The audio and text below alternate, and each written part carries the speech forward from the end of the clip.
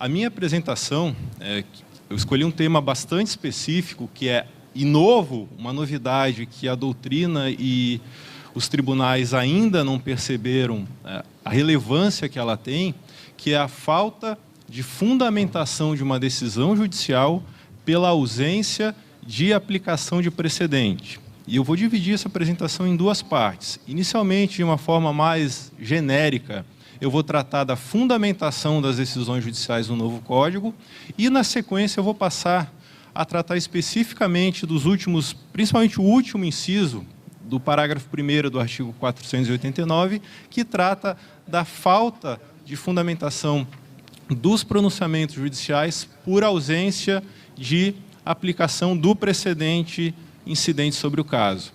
E, de início, já quero deixar claro que, quando se fala em fundamentação no novo Código, nós temos que levar em conta 3 princípios, até se pode chegar a 4. A fundamentação não anda mais sozinha e o novo Código deixa isso bem claro.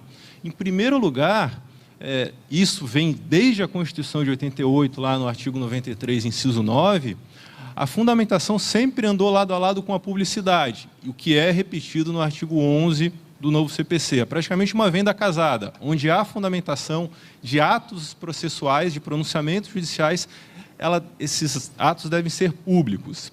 Em segundo lugar, quando se fala na fundamentação, é óbvio que se trata de uma justificativa da decisão judicial, e isso vem explicitado de uma forma muito clara no novo CPC, no parágrafo 1º do artigo 489. O terceiro princípio que sempre deve ser levado em consideração quando se fala de fundamentação de uma decisão judicial é o contraditório, principalmente o contraditório previsto no artigo 10. Quando se fundamenta uma decisão judicial, o juiz está limitado ao que foi debatido pelas partes em todo o processo. E caso ele queira acrescentar regra, princípio, texto de lei ou precedente que não foi debatido pelas partes no processo, deve ser instaurado um contraditório prévio, oportunizada às partes a manifestação sobre isso, para que apenas depois do diálogo entre as partes e de eventuais outros sujeitos do processo, o juiz possa utilizar esse fundamento na fundamentação da sua decisão. E o quarto princípio, que a partir do novo Código também caminha lado a lado com a fundamentação, é a cooperação, no sentido de que o juiz não pode se limitar mais a escolher os argumentos e os fundamentos que ele entende necessários para formar a sua convicção. Ele deve explicar para as partes, e aí vem o principal, por que ele deixou de utilizar os fundamentos que, em regra, a parte sucumbente trouxe e foi ignorado e não foi usado para chegar ao dispositivo da decisão.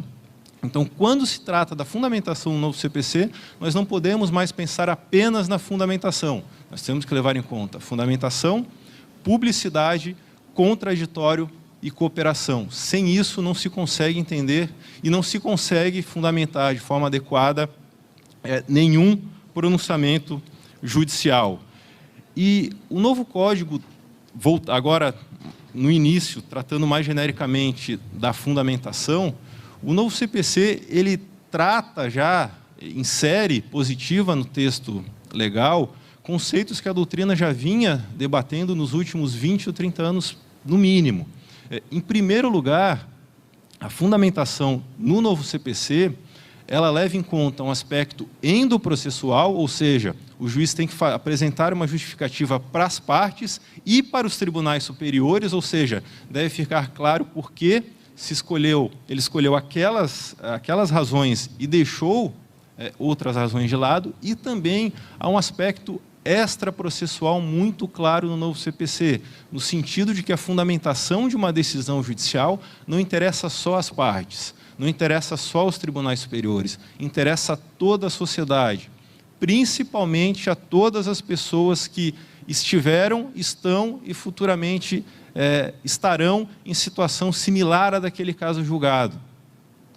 Porque nós temos que pensar que, com a possibilidade de que aquela decisão forme um precedente ou que ela venha a ser acolhida na formação do precedente de um tribunal, aquele julgamento de um caso que seja num juizado especial aqui de Florianópolis, pode vir a se tornar um precedente no futuro, seja no IRDR, no Tribunal de Justiça ou no TRF, seja posteriormente no recurso repetitivo no STJ e no julgamento de recurso extraordinário com repercussão geral no STF. Então, o julgamento de um caso, e isso fica muito claro no novo Código, ele não interessa às suas partes, ele interessa a toda a sociedade. E aí vem também a importância da publicidade das decisões judiciais.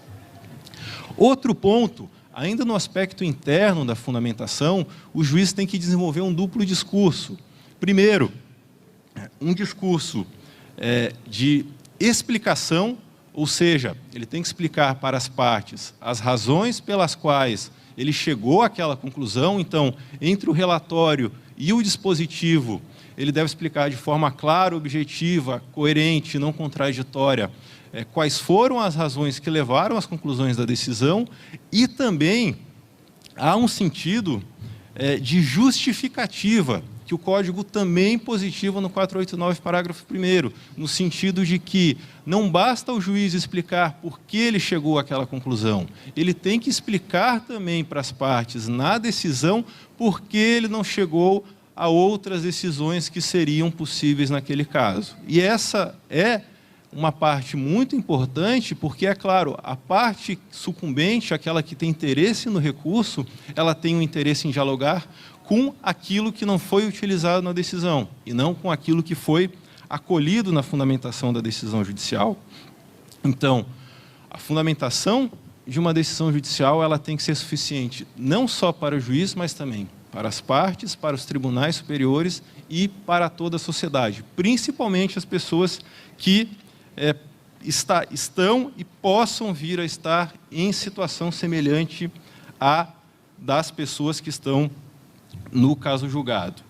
Por isso que o 489, parágrafo 1º do novo Código, deixa claro que fundamentar uma decisão não significa apenas explanar, explicar por que razões o juiz chegou àquela conclusão, mas sim que o juiz tem um dever de escolher determinadas razões para explicar a sua conclusão. E são essas razões que vêm, são essas regras que a gente extrai dos requisitos negativos previstos no parágrafo 1º do artigo 489 do novo CPC. E aí, independentemente de se chamar esse 489, parágrafo 1º, de fundamentação exauriente, fundamentação suficiente, fundamentação adequada, um manual mínimo, regras mínimas da fundamentação, nós temos que pensar, a partir de uma perspectiva mais ampla, que os 6 incisos do parágrafo 1º do 489, eles são muito similares no sentido de exigir que o juiz explique por que razões ele escolheu aquele dispositivo de lei para aplicar ao caso, ou aquele precedente que incide sobre o caso, ou, eventualmente, o princípio incidente sobre o caso. E, indo além, também exige que ele explique às partes por que ele não utilizou aquele dispositivo de lei que alguma delas arguiu e pediu que fosse utilizado naquele caso, ou, eventual, um princípio ou um precedente que alguma das partes afirmou que seria aplicável para resolver aquela sua situação. E o 489, parágrafo 1º, também deixa claro que ele se aplica a qualquer pronunciamento judicial com conteúdo decisório. Não só a sentença, mas todas as decisões interlocutórias, e aí nós podemos incluir as decisões monocráticas de tribunal, e os acórdãos têm o dever de observar os requisitos negativos no rol exemplificativo do parágrafo 1º do artigo 489 do novo CPC. E o descumprimento das regras desses 6 incisos, ou seja, mesmo que a fundamentação formalmente seja adequada, seja completa, ela será insuficiente quando deixar de atender algum desses requisitos e, por isso, será considerada como fundamentação ausente e, em consequência, leva à nulidade da decisão. Entrando agora na segunda parte, eu quero falar mais especificamente sobre os últimos 2 incisos do parágrafo 1º do artigo 489, especialmente do inciso 6º. Os incisos 5 e 6 do parágrafo 1º do 489, eles são um espelho um do outro. Mas há algumas incoerências, e principalmente duas no inciso 6º, que me preocupam. O inciso 5º determina que a decisão judicial não será fundamentada quando aplicar enunciado de súmula ou precedente aplicável ao caso, sem explicar as razões de sua aplicação ao caso concreto. Ou seja, exige uma fundamentação específica. Não basta o juiz citar a ementa do acórdão, é um péssimo hábito que nós temos no país. Não basta citar a ementa do acórdão, mas deve ser levado em conta a fundamentação utilizada para se chegar àquele julgamento e explicar porque não só as razões de direito, mas as razões de fato daquele precedente se encaixam no novo caso sob julgamento. E, como eu disse, como um espelho do inciso 5º, o inciso 6º prevê que a decisão judicial também é nula por falta de fundamentação quando o juiz ignora, quando existe precedente aplicável ao caso e ele simplesmente não considera, não insere na fundamentação. E indo mais além, não é só isso.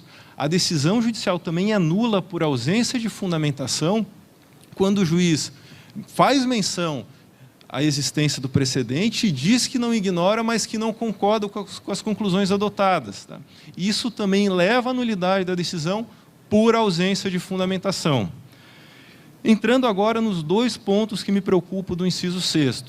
Primeiro, o inciso 5º do parágrafo 1º do artigo 489, como eu já falei, ele diz que a decisão judicial não é fundamentada se aplicar precedente ou enunciado de súmula. O inciso 6º, ele prevê que a decisão judicial não é considerada fundamentada quando ignora, quando é omissa e não aplica precedente, enunciado de súmula e jurisprudência. É uma palavra nova que não existe no inciso 5º. Primeiro ponto, quando o inciso 5º fala em precedente e enunciado de súmula, até é possível compreender, porque se no rol do artigo 927 são considerados precedentes as súmulas vinculantes do STF, as súmulas do STF em matéria constitucional e as súmulas do STJ em matéria infraconstitucional, ou seja, ao lado dessas três e dos outros precedentes listados no artigo 927, o inciso 5º coloca as súmulas, ou seja, se o juiz deixa de utilizar súmula do tribunal ao que ele é vinculado ou, eventualmente, alguma súmula do STF em matéria infraconstitucional, a decisão é considerada nula por falta de fundamentação. Mas aí vem o inciso 6º, repete essas duas expressões e coloca uma que me preocupa muito, que é jurisprudência. Que jurisprudência é essa? Um juiz aqui de Santa Catarina é obrigado a levar em consideração uma, entre aspas, jurisprudência de um tribunal do norte do país? Se o réu citou a ementa de um acordo num tribunal da Bahia na contestação? Outro ponto, o que é jurisprudência? Para mim, jurisprudência é uma palavra que já deveria ter sido banida do vocabulário jurídico. Tá? E eu sugiro até a condenação em litigância de má-fé para quem utilizar. E o Código, ainda de uma forma incoerente, apesar de ter criado um sistema de julgamento de casos repetitivos, sistema de formação de precedentes, ainda de forma totalmente incompatível com a ideia de precedente, ainda usa a expressão jurisprudência por 12 vezes. E uma delas, infelizmente, é o inciso 6º do 489, e eu acredito que isso, na prática, vai acabar se tornando letra morta e não vai ser utilizado. Primeiro, pelos problemas que isso vai causar ao processo, como eu disse, jurisprudência de quem, e o que é jurisprudência, quantas decisões são necessárias para se formar realmente uma jurisprudência. Nós temos tribunais no Brasil, o STJ é o principal deles, que é impossível se falar em jurisprudência, porque uma decisão que vem sido tomada no mesmo sentido durante 1 ano, 2 anos, de repente ela é abandonada sem nenhuma explicação. E segundo, no STF já não é possível se falar em jurisprudência há muitos anos. Eu sempre gosto de citar como exemplo disso o fato de que o STF não aprova nenhuma súmula nova há quase 13 anos. A última súmula aprovada pelo STF foi em novembro de 2003, que é a súmula número 736. E por que o STF não aprova a súmula há mais de 13 anos e já tem aí 55 súmulas vinculantes publicadas? Porque o STF não tem mais jurisprudência. Principalmente desde que foi criada a repercussão geral pela Emenda Constitucional 45 e começou a ser exigida no STF desde maio de 2007, o Supremo não decide mais casos semelhantes sobre a mesma matéria. O plenário e as turmas do STF decidem um caso só. E, a partir daquele precedente, daquele RE com repercussão geral, esse entendimento vai ser replicado e aplicado de forma vinculante agora, como reconhecido pelo novo Código, não só no dispositivo, mas também nos fundamentos determinantes da decisão, a todos os casos similares. Então, o STF não tem mais jurisprudência porque não há mais repetição de julgamentos colegiados sobre o mesmo tema. Se julga um só, e dali para frente esse tema só vai ser resolvido em decisões monocráticas. Então, foi muito infeliz esse acréscimo da expressão jurisprudência no inciso 6º do parágrafo 1º do artigo 489, e eu defendo que ela não deve ser utilizada, porque vai mais atrapalhar o respeito e a vinculação aos precedentes do que o reforço de obediência aos precedentes previstos no artigo 927. E o segundo ponto que me preocupa desse inciso 6º do 489 é quando ele prevê que não é fundamentada a decisão judicial que deixa de aplicar, de observar, enunciado de súmula, precedente ou jurisprudência, invocado pela parte. O que isso significa? Dizer que a decisão judicial é nula por falta de fundamentação quando o juiz deixa de levar em consideração precedente e súmula, vou deixar de fora a jurisprudência, invocada pela parte. Em primeiro lugar, reforça um ônus que os advogados das partes têm com o novo CPC de informar no processo, de pedir a aplicação do precedente ao seu caso. Eu digo que eu prevejo aí um prazo de mais ou menos 5 anos para a gente já ter um número suficiente, principalmente de RDR julgados, mas nós já temos aí mais de 700 temas de repercussão geral, um número também maior já de RESP repetitivo no STJ, então nós já temos um número grande de precedentes, de súmulas vinculantes, de súmulas do STF, do STJ, para ser debatidos em processo judicial. E isso trouxe um grande efeito, que foi evitar que esses processos existam. E quando esses processos existem, eles são resolvidos de uma forma mais acelerada. Então, daqui para frente, a tendência é que o diálogo no processo se restrinja à discussão da norma jurídica aplicável ao caso, seja o texto de lei, seja os fundamentos determinantes do precedente. Então, a petição inicial vai invocar um precedente aplicável ao caso ou vai dizer que esse precedente não é aplicável ao seu caso, a contestação vem no raciocínio contrário e a sentença vai resolver, dizendo e justificando o porquê daquele precedente se aplicar ou não ao caso sob julgamento. Mas isso traz um problema. Quando o inciso 6º exige ou prevê que a decisão é nula por falta de fundamentação, quando não faz menção ao precedente invocado pela parte, será que isso significa que quando as partes não discutiram o precedente no processo e o juiz sabe que existe um precedente aplicável, ele não pode aplicar? Ou mais, se ele deixa de aplicar aquele precedente, essa decisão é válida? Mesmo que exista uma súmula vinculante do STF que resolva aquela controvérsia?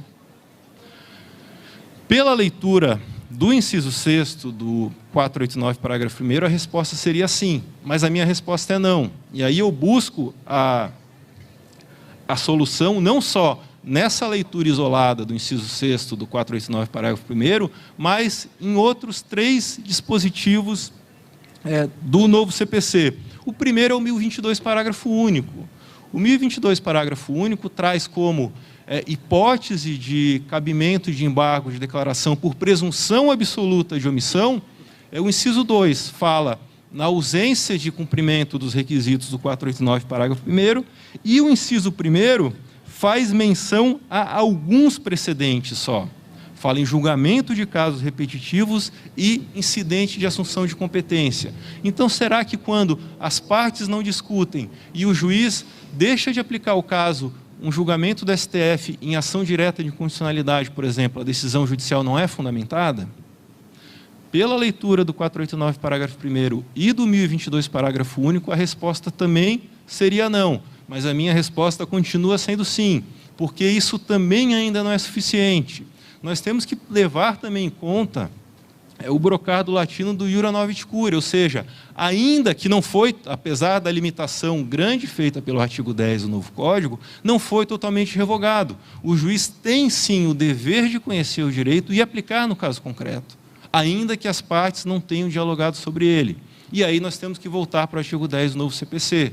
Se o juiz sabe que tem um RESP repetitivo, um julgamento de RDR do tribunal que se aplique àquele caso e as partes não discutiram, ele vai ter que provocar as partes, intimar as partes para que discutam, que conversem, que dialoguem no processo expressamente sobre aquele precedente. E aí, então, ele vai ter o dever de resolver aquele caso aplicando, diferenciando ou, dependendo aí da competência do tribunal, eventualmente superando aquele precedente, mas não pode ignorá-lo, não pode deixar de aplicar o precedente aplicado ao caso concreto. E aí, para concluir, outros dois dispositivos que, ao contrário do inciso 6º do 489, parágrafo 1º, obrigam o juiz a levar em consideração o precedente. O primeiro, é claro, é o 927, que traz a eficácia vinculante dos precedentes do novo CPC, que diz que juízes e tribunais observarão as decisões listadas nos seus 4 incisos. Isso não pode ser ignorado, ainda que o inciso 6º dê, em tese, essa liberdade para o juiz de só aplicar o caso, só utilizar na sua fundamentação precedente invocado pelas partes, ele tem o dever de aplicar qualquer precedente incidente sobre o caso, ainda que as partes não tenham se manifestado sobre ele. E, por último, também, nós temos que levar em consideração o artigo 926. Ainda que o artigo 926, que traz os deveres de uniformização, estabilidade, integridade e coerência se destine especificamente aos tribunais, não se pode dizer que os juízes também teriam uma liberdade de não seguir esses deveres nas suas decisões. O juiz também é destinatário do artigo 926 e, por isso, também não pode ignorar o precedente incidente sobre o caso. Então, para concluir, a solução que eu chego para essa situação, essas incoerências que existem no artigo 489, parágrafo 1º, inciso 6º, é o de que, ainda que o precedente eventualmente aplicável ao caso, ou, caso não seja, mas que aparentemente seja, o juiz tenha que diferenciá-lo, ainda que não tenha sido debatido pelas partes, o juiz tem o dever de provocar as partes para se manifestar sobre eles e levar em consideração na sua decisão judicial. Por isso, o novo Código amplia muito a fundamentação das decisões judiciais e nós temos que levar em consideração, principalmente, 3 formas de vinculação. A primeira, tradicional, que já existia no CPC de 73, que é o princípio da congruência, ou seja, o juiz está adstrito aos limites dos pedidos trazidos pelas partes. Em segundo lugar, o contraditório traz ao juiz uma vinculação à causa de pedir, ou seja, aos fundamentos de fato e de direito que as partes trouxeram ao processo. O juiz não pode ignorar, não pode deixar de utilizar na sua decisão os fundamentos que as partes entendem relevantes ao caso. E, por último, há, de forma muito clara, uma fundamentação aos precedentes. Ainda que não tenham sido previamente debatidos pelas partes, o juiz tem o dever de informar as partes que o precedente existe e depois utilizá-lo na fundamentação da sua decisão. Muito obrigado.